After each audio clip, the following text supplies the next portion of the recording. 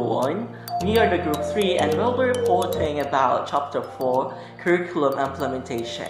Right here, we'll be understanding teacher as curriculum implementer, the role of stakeholders in curriculum implementation, implementing a curriculum daily in the classrooms, role of school head in motivation, implementation, volition, and efforts and direction. The individual needs versus organizational needs, overcoming resistance to change. The implementation models such as ORC, LOC, linkage model, and the OD. The run change agent models, implementing the design curriculum as a change process. The role of technology in delivering the curriculum, and last but not the least, the pilot testing. Good day to each and everyone. I will now give you how teachers will be a curriculum implementer.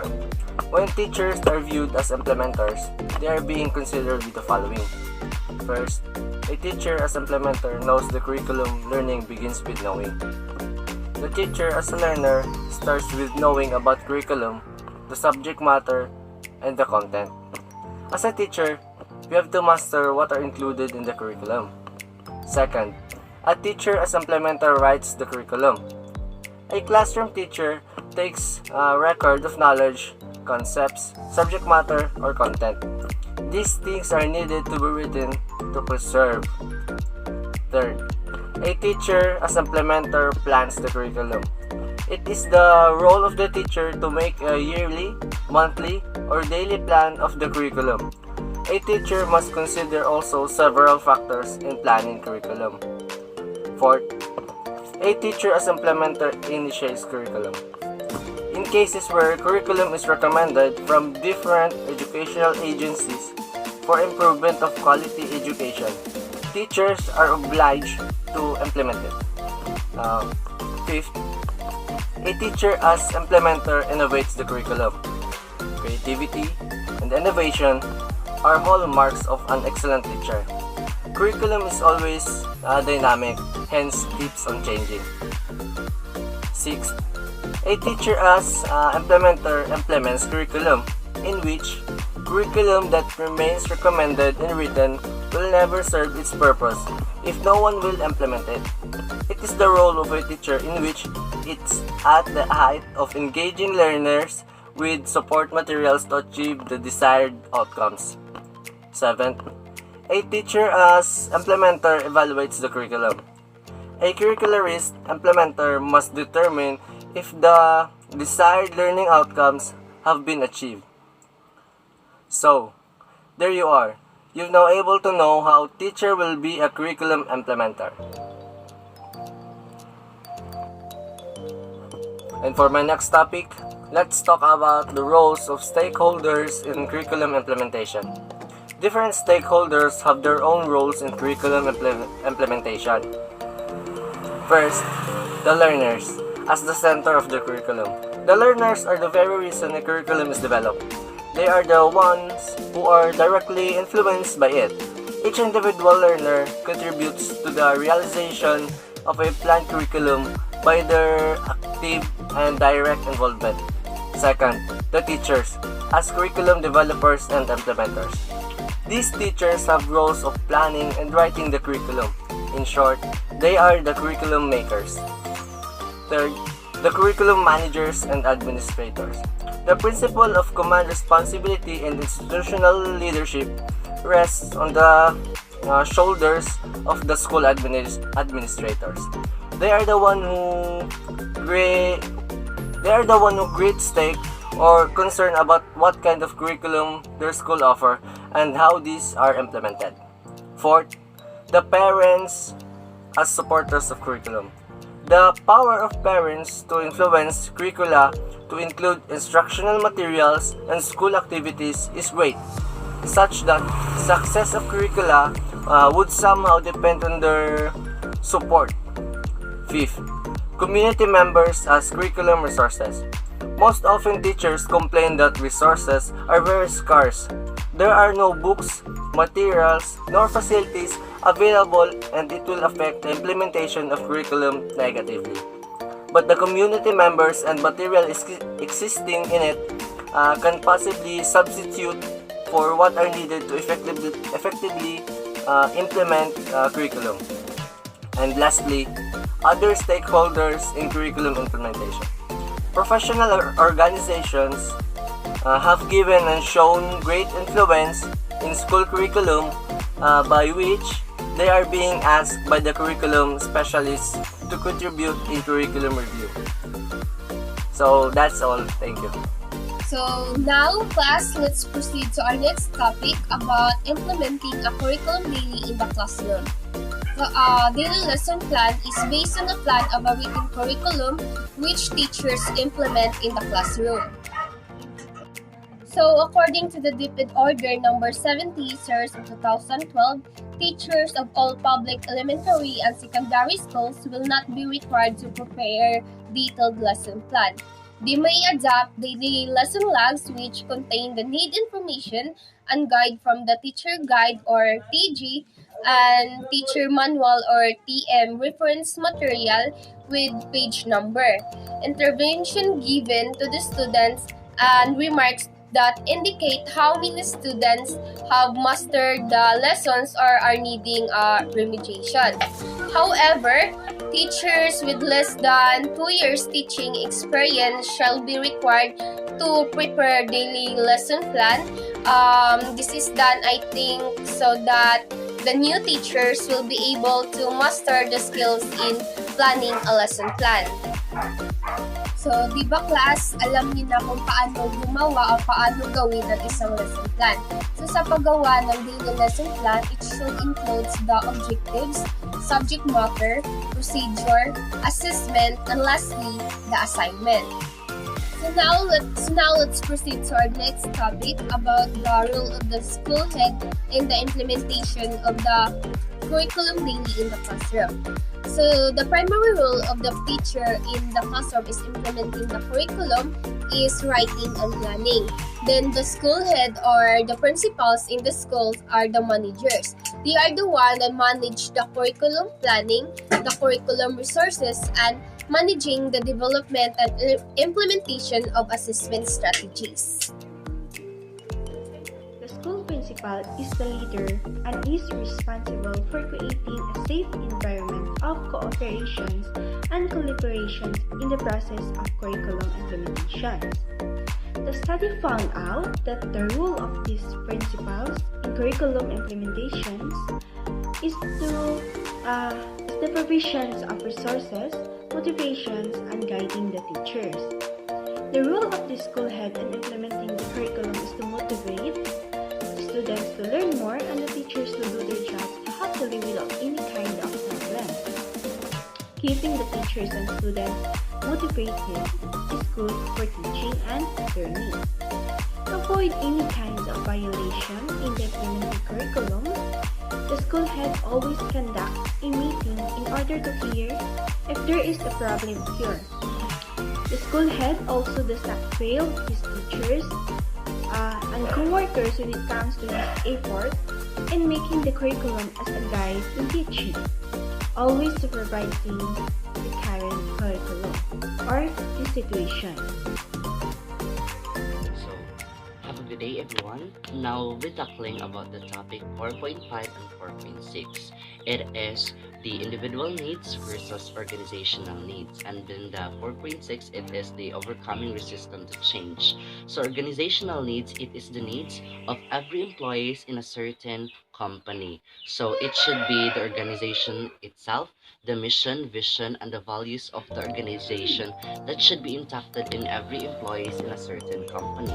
So the employees should have the bodies, mind, heart, and spirit of every company. So the body should have the survival, and then the mind should be having the growth and development, and then the heart should have the relationship towards his or her co-workers, and then the spirit, it has to be the values of every employees, the meaning, integrity, and the contribution of every workloads that he has.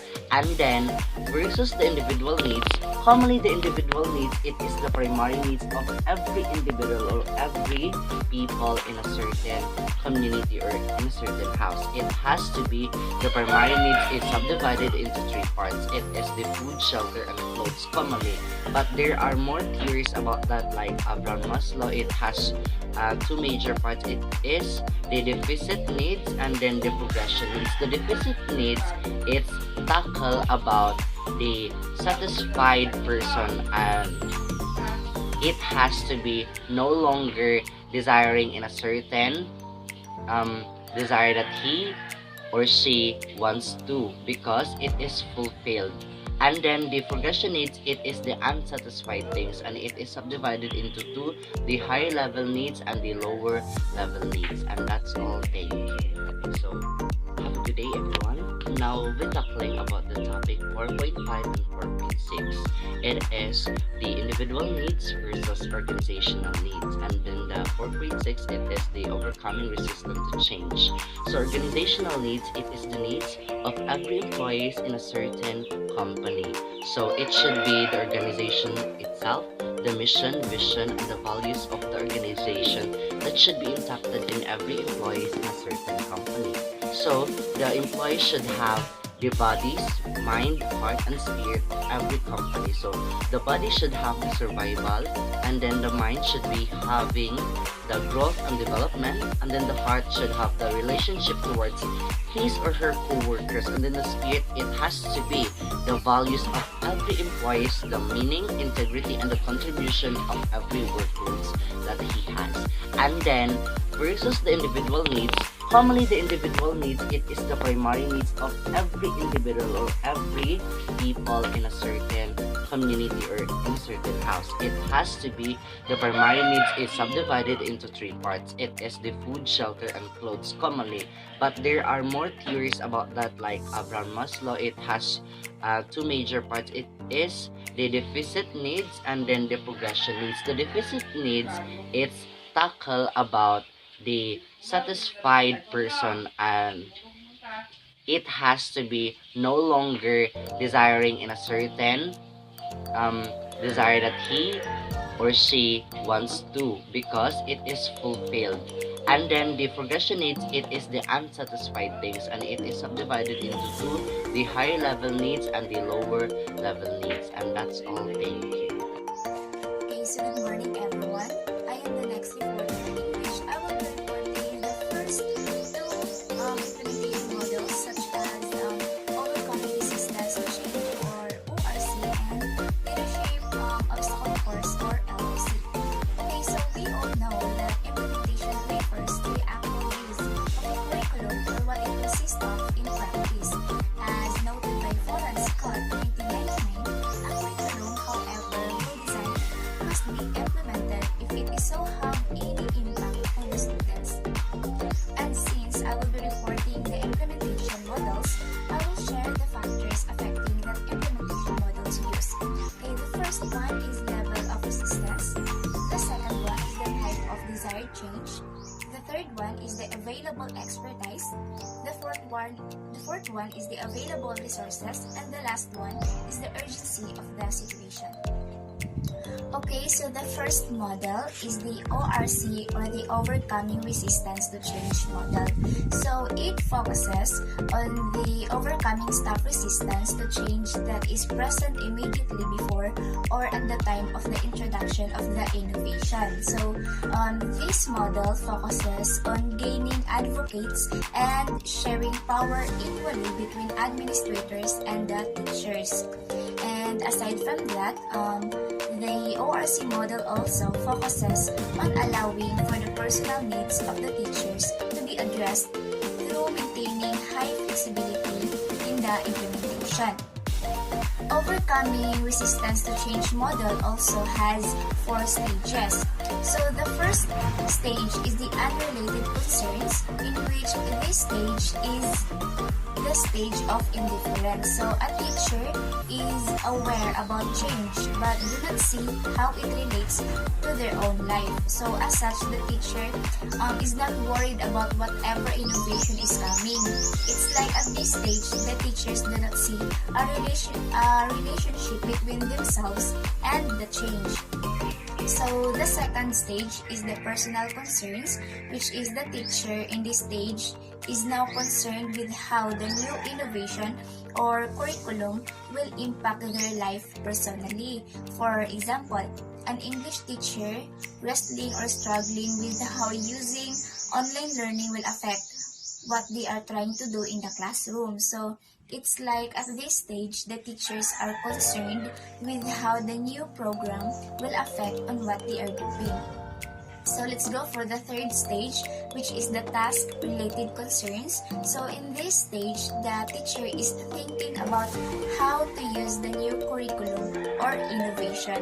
So questions begin to go through their minds in terms of application. So for example, in online learning, the teacher may wonder about such problems as how much time will it take to learn this topic? What are the best way to use this new innovation, or what kind of support will I get? So these are just some examples of the questions. So these task-related concerns is relate to the actual use of the innovation in the classroom. And let's go for the last stage, the impact-related concerns. So now, the teacher has taken their focus on their performance and are now worried about how this will affect students. So at this stage, the teachers are focusing on the students, their peers, and the school. So for example, in online learning, the teacher starts to wonder how online learning will benefit the students, and a teacher may start to wonder how other teachers or their co-teachers are trying to use this new innovation. So the shift here is from self to others. So it's like at this stage, the teacher is concerned with how the innovation will affect students, their colleagues, and the community. Okay, so the next implementation model is the leadership obstacle course model. So this model extends the ORC model and puts emphasis on the gathering of data to determine the extent and nature of the resistance in order to deal with it appropriately.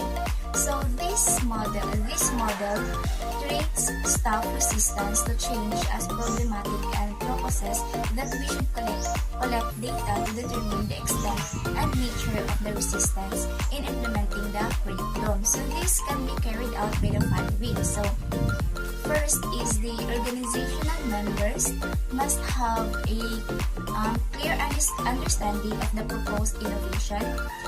The second one is individuals within the organization must be given relevant skills so that they possess the capabilities requisite for carrying out the innovation. The third one is the necessary materials and equipment for the innovation must be furnished. And then the fourth one, if need be, the organizational structure must be modified so that it is compatible with the innovation being suggested. And then the last one is the participants in the innovation must be motivated to spend the required time and the effort to make the innovation a success. So the leadership obstacle course model considers education change as a sequence of 3 stages. So the first stage is initiation, the second stage is attempted implementation, and then the third stage is incorporation. So we should note here that we should remember that implementation obstacles solve at one point at a time using this model may arise again at another point. So this model therefore has a feedback and monitoring mechanism to determine if problems once solved keep reappearing and so on. Okay, so my report ends here, and then the remaining 3 implementation model, which is the engage model, the organizational development or OD, and then the run change agent model will be discussed by Ms. Volchano, which is the next reporter. Linkage model of curriculum implementation. Educators in the field find some of their attempts at innovations that are inappropriate for solving the problems. What is therefore needed is a match between the problems and innovations, the establishment of linkages. This model envisions two systems, the user system and the resource system. There has to be a link between these two systems. The resource system should have a clear picture of the curriculum user's problem, if it is to retrieve or create appropriate educational packages. A successful resource system must proceed through a cycle of diagnosis, search, retrieval, fabrication of solution, dissemination, and evaluation, in order to test out its product. Thus, in the linkage model, the basic process is the transfer of knowledge. Organizational development of curriculum implementation. The organizational development process is an action research model designed to understand known problems, set measurable goals, implement changes, and analyze results. Organizational development models help with change logistics by providing a clear framework. These models serve two purposes: to help lay out a plan of action and to clarify communication for employees. RAND Change Agent Models of Curriculum Implementation. The RAND Change Agent model suggests that organizational dynamics seems to be the chief barriers to change. There are three stages involved in this change process. They are initiation, implementation, and incorporation. Initiation. At this stage, the curriculum developers work to secure the support for the anticipated change.